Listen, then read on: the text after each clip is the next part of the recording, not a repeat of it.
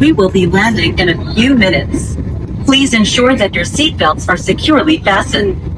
Cabin crew, please remain seated with your seatbelts fastened. Mga pasahero, sa loob po lamang ng ilang sandali, tayo ay lalapag na. Tiyakin na nakakabit ang inyong mga seatbelt. Sa lahat ng cabin crew, manatiling nakaupo at nakakabit ang seatbelt.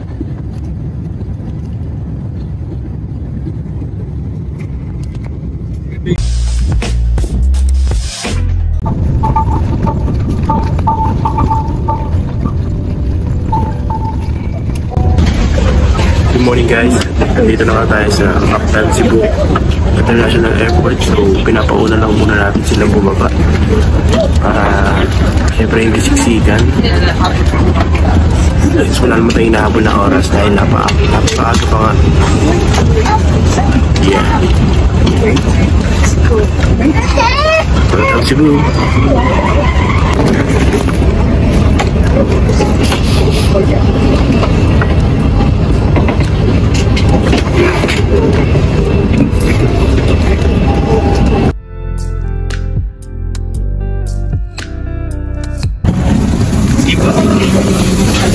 Hi.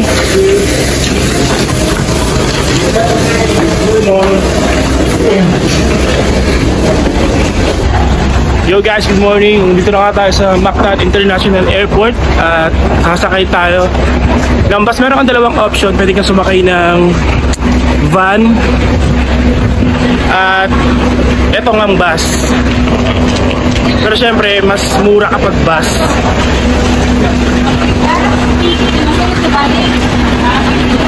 Sir, magandang umaga. Sa puti yung sakay pa patang North Terminal. Thank you. Ticket. Magkano yan, sir?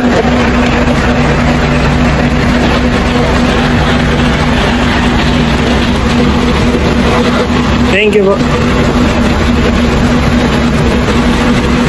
Yeah. Diyan tayo sa bus, so may 50 pesos lang yung ticket.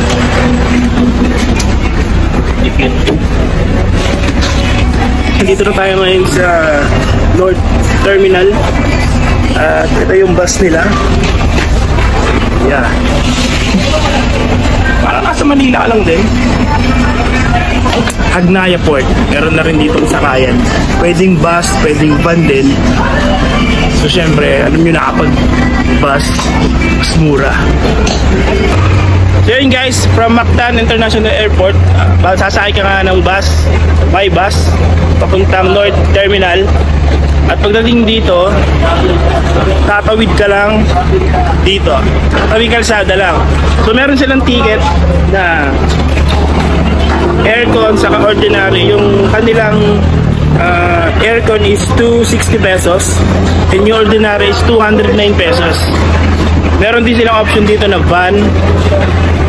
Parang nasa, sir, nasa magano yung ano sir, yung van sir, pag papuntang Atlaya? Wala nang van sir sa kapila. Mga nasa magano range nun? Hindi ko alam yung ano nila. Mga range, pero dito, bus lang talaga. Sa mga van. So yun, 400, mga nasa 400 lang siguro yun. And ito yung kanilang ticketing booth. Yan, may kita niyo sila ma'am.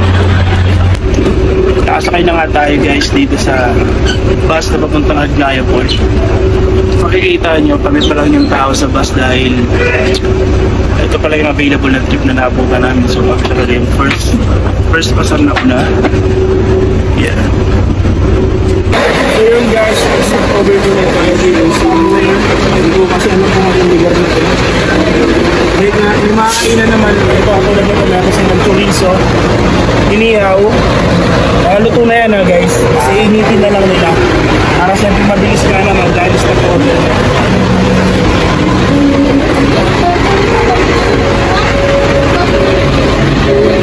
Kasi pwede tayo sa Atlaya Port, kumuha na tayo ng ticket for 325 per person. So ang biyahe natin is 330. Let's go. Ayan guys, pagkatapos nga nung napaka medyo mahabang biyahe, dito na tayo sa barko, sa Roro para rumekta sa source sa Bantaya Island. Yeah. Grabe, ang laki ng barko nila, oh.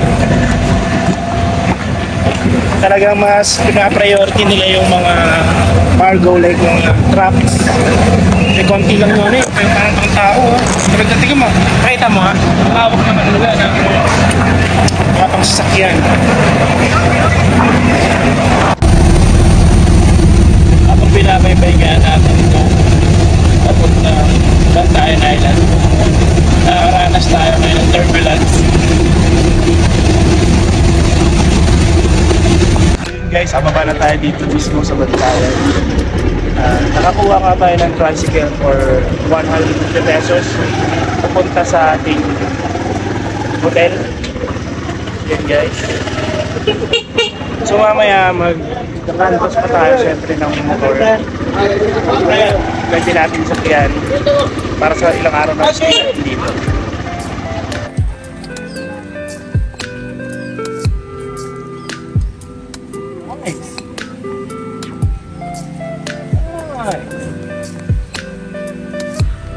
Wow.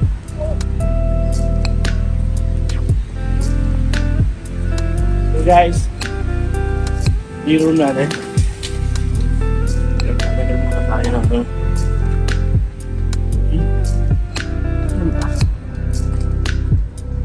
Ew.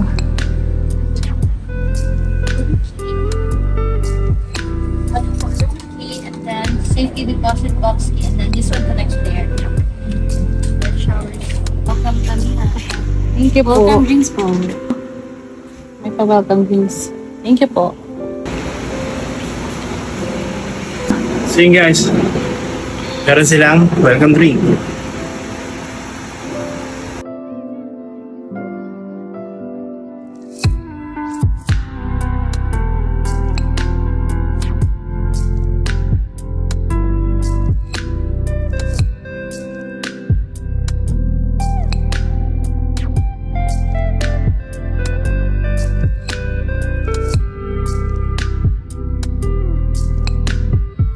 Dito naman, of course, ang room natin, napakalawak yan. And itong bed is king size bed yan. Napakalawak. Hindi naman yung mga trainings nila. Hindi pa ganyan. Meron daw yung TV dito guys. TV. So guys, as you can see, napakaganda ng bathroom nila. Napaka-native. Talagang ramdam mo na nasa isla ka. At dito pala yung shower area nila. Here. Malawak din. Ayan. So ito yung space mo. Kung nag-shower ka, napakalawak. Meron din siya ng shampoo, conditioner, also heater. Tingnan mo yung design guys. Napakaganda. Napaka-tropical vibes. Talagang mag-enjoy ka kung mahilig ka talaga sa isla.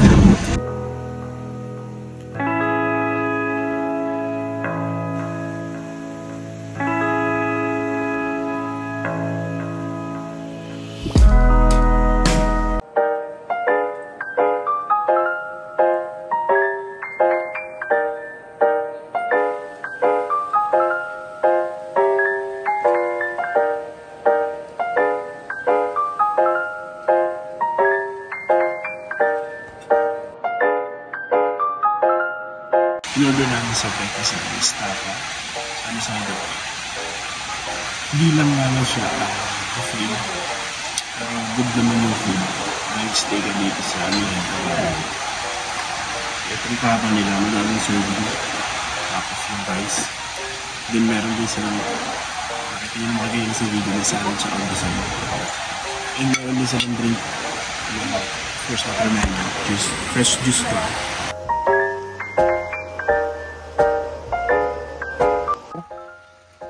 And guys, ito nga pala yung poolside nila.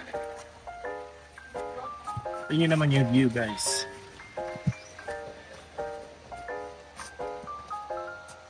Yung food truck. Pinagandahan dito sa kanila guys.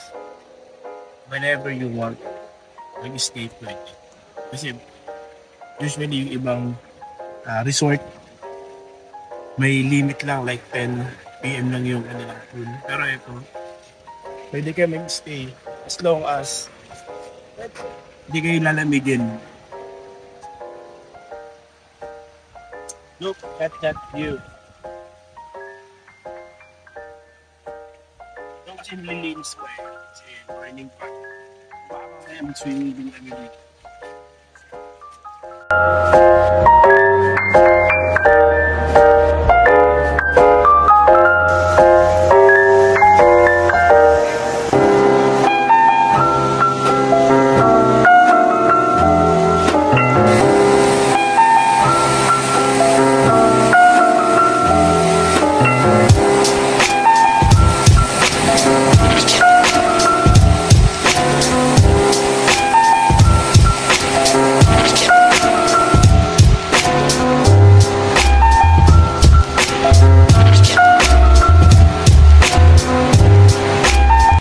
Family, pwede yung event ako nilang kasita room na napakaganda ng kanilang front. Meron silang private pool dito front beach yon.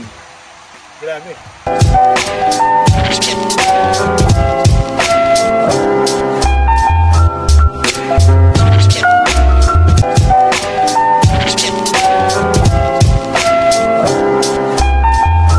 So yung mga nasty, dito tayo sa second floor ng kanilang restaurant. At nasa likod lang natin itong pool area nila. At sa front naman is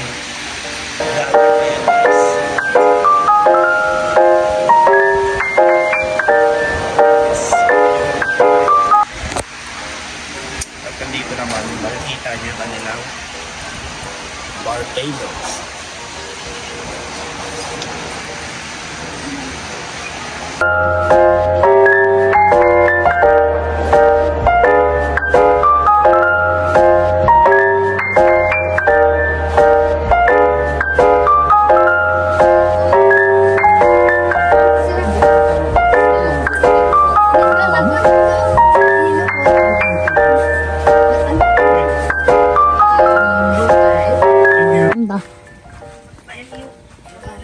So yun guys, pumunta tayo ngayon sa Coconut Road dito sa Bantayan.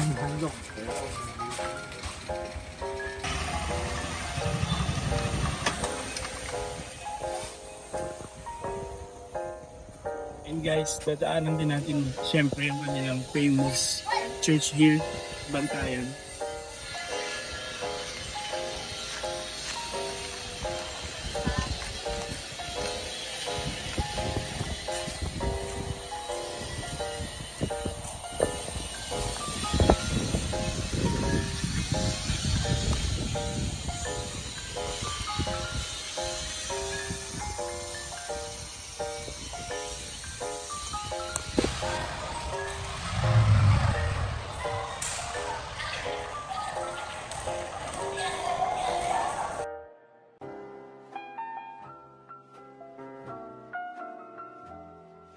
And guys, ito pala yung kanilang Bantayan Airport.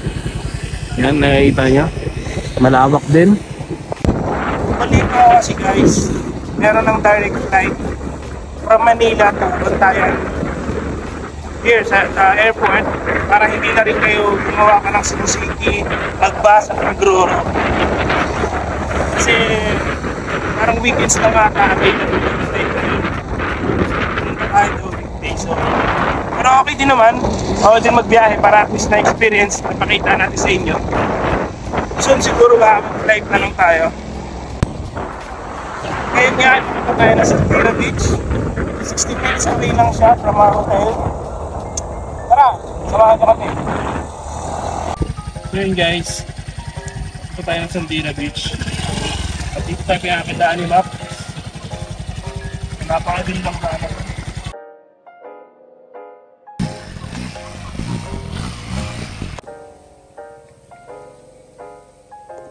Grabe, napakaganda. Wow. Tingnan nyo guys.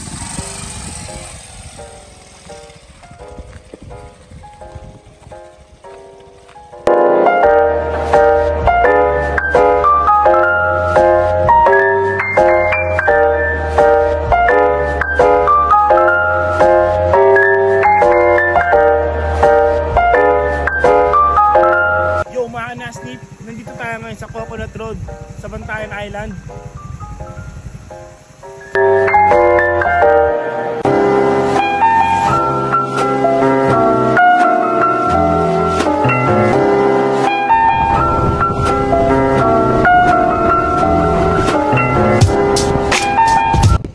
So yun guys, dito lang sa The Ruins, Buntayet Island.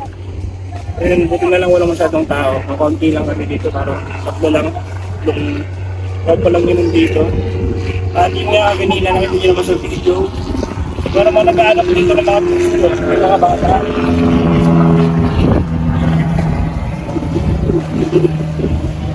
Ito may mga bata na nag-aanap ng mga picture. Dito, yan. Kaya lang. Alam mo kuya? Alam niya, Clark. So, testingin natin yung kanyang professionalism sa pagkuha ng photos. Hoy! Dito daw tayo. Hindi, siya lang. Yan lang. Kamay mo yan. Pasok sa kursa mo. Tingin na sa akin. Uy, dito? O, dalawang kamay. Paul, dito. 1, 2, 3. Photo. 1, 2. Okay. So yun guys, talaga naman. Tingin mo? Tingin mo nga guys. Oh. Ganda oh. Ganda. Galing ah. Yung video, paano yung video? 100? Oo. Kayo muna ng dalawa. Hindi, ako lang. Ayoko siya lang. Ito kayo. Siya lang siya. Ayun oh. Oo.